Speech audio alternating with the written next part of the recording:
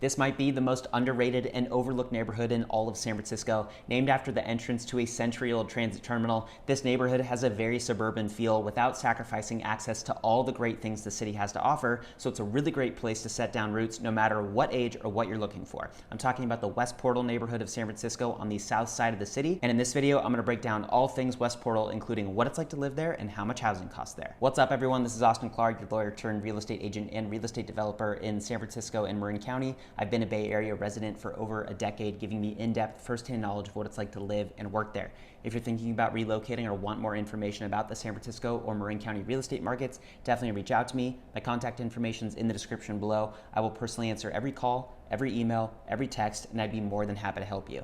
And if you like videos just like this, please subscribe to my channel. And don't forget to click the bell so you're alerted every single time I post a video. All right, so this video is all about the West Portal neighborhood on the south side of San Francisco. The area is bordered by the Inner Parkside, Golden Gate Heights, and Forest Hill neighborhoods to the north, Pine Lake Park and Mira Loma Park west to east, and St. Francis Wood to the south. The bloodline of West Portal is a small shopping district that's about 3 blocks long, starts on the west end of Twin Peaks Tunnel and goes up until the start of the residential district. Dozens of small businesses, restaurants, bookstore, pubs, hardware stores, banks, coffee shops, music stores, pizza parlors. It's got a great collection of like these mom and pop stores. And because of the small stores, it very much has like a small town, walkable village-like feel. I wouldn't necessarily describe West Portal as like hip, trendy. It's very much an old school kind of family-friendly neighborhood. It hasn't had a ton of major new development over the past several decades. The city around it definitely has changed, but West Portal has stayed pretty true to itself over that period of time. The area doesn't get a ton of foot traffic from other more distant parts of San Francisco,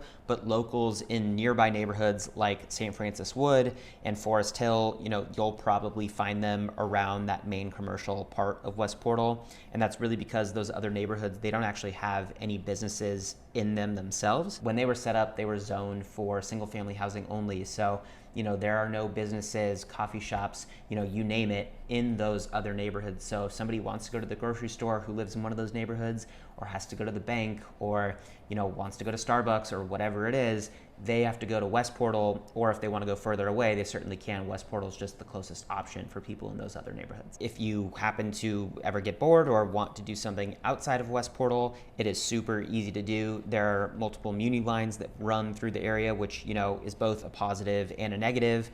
Obviously good because it means like easy commuting to downtown or other parts of the city.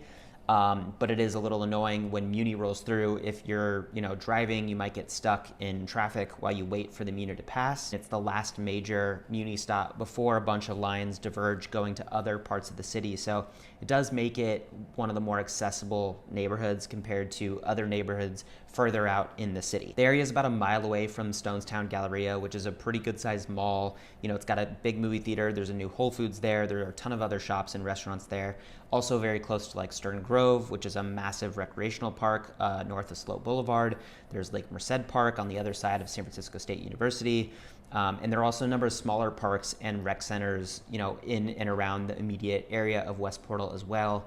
You've got like Aptos Playground, West Portal Playground, Mount Davidson Park, J.P. Murphy Playground and Rec Center. Plenty of outdoor space for families or people just looking to enjoy the outdoors when the weather happens to be nice. Now, one of the downsides of the area, it does tend to be more foggy than other areas in San Francisco. Not necessarily the perfect neighborhood to enjoy the great outdoors from a weather perspective, but there are days when the weather is going to be great in the city. And so when that happens, there's plenty to enjoy. So what are homes like there? How much do they cost? Homes there are often detached from their neighbor, which is definitely a perk in the city where a lot of houses are typically like stacked on top of each other. So you might have a little bit bigger lot or a little bit more privacy because your home is not butting up against the wall of another home. As far as like architectural range, they've got all of it in West Portal. You've got colonial houses, Tudor houses, some Spanish style, Marina style.